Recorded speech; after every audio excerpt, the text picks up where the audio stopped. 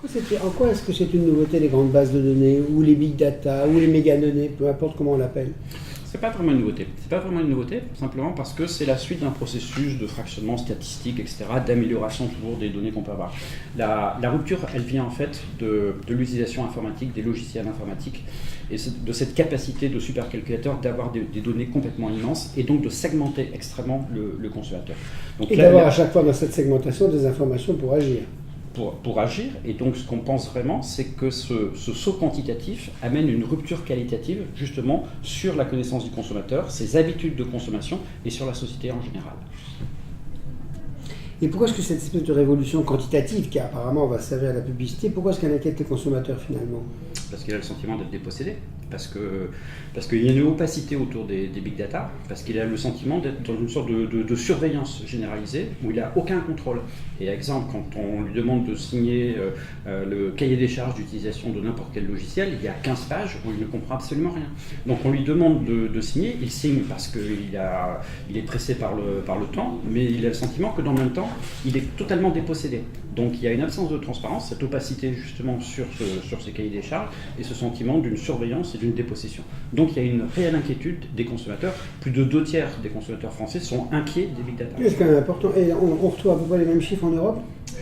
C'est plus important en France qu'en Europe. C'est-à-dire en France on est un peu plus des 2/3, en Europe on est un peu moins. Il y a une inquiétude française qui est supérieure, mais elle est généralisée partout en Europe. On retrouve bien la différence entre les Français intéressés par la consommation et la politique, et d'autres pays plus intéressés par la consommation. Oui, et puis dans le même temps aussi cette inquiétude en France par rapport à tout ce qui est pouvoir public, appareil, etc., oui, qui est plus important.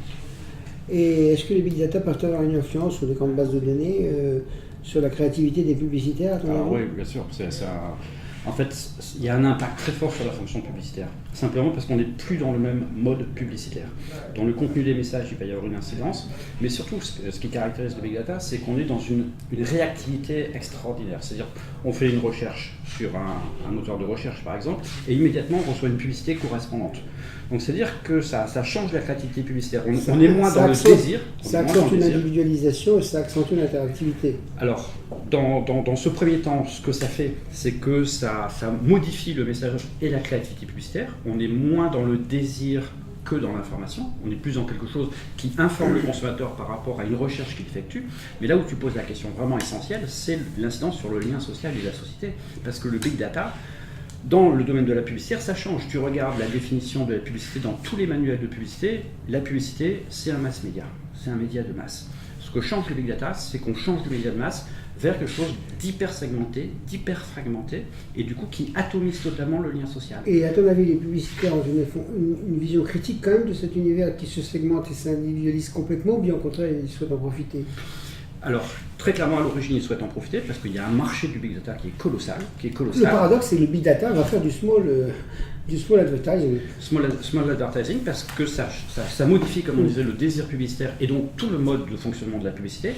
Dans le même temps, il y a ce marché de la publicité qui reste colossal, mais il y a ce questionnement éthique qu'on a essayé d'avoir, nous, à l'intérieur du comité d'éthique publicitaire, en disant il y a une incidence très forte du big data en matière publicitaire sur le lien social. C'est toute la notion de collectif qui est en jeu. La publicité, comme la télévision sur laquelle tu as travaillé, c'était quand même un sujet sur lequel on parlait, on discutait, on voyait tous le même type de publicité. Maintenant, c'est totalement différent. Chacun reçoit sa propre publicité, et là où il y a un intérêt très fort également en termes social, c'est le phénomène de sérendipité. C'est-à-dire que tu reçois de la publicité par rapport aux données qui ont suivi ton parcours sur le net. Ce que ça change, en fait, le truc fondamental, c'est qu'on est dans une sorte de rigidité publicitaire qui se base sur des comportements antérieurs. Alors que ce qu'on attend aussi de la pub, comme des médias en général, c'est que ça puisse nous faire découvrir des choses totalement nouvelles. Donc à la fois, ça accentue la traçabilité sur nos différents comportements, et ça donne une prédictibilité sur ce qu'on va offrir. Donc c'est vrai que ça enferme dans une rationalisation. Ça rigidifie les habitudes des consommateurs, qui est colossal. Par contre, ça peut créer des marchés. Ça peut créer des marchés parce que souvent, on réduit le big data à la publicité classique sur le net. Mais en fait, le big data, ça va être aussi l'affichage numérique. Demain, ça va être la télévision connectée, ça va être tout un nouveau champ. Donc on est vraiment à l'aube de quelque chose de nouveau qui est en train de se Mais est-ce que les publicitaires ou les autres acteurs ont conscience que cette individualisation, cette interactivité peut être un piège énorme pour les libertés individuelles?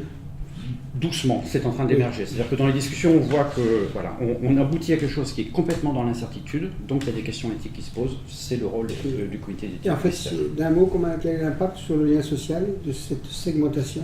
Alors, à mon sens, il est trop tôt pour le dire. Ce qu'on est sûr, c'est qu'il y aura un impact, il est évident, et que cet impact, il sera clairement dans l'atomisation, la fracturation sociale.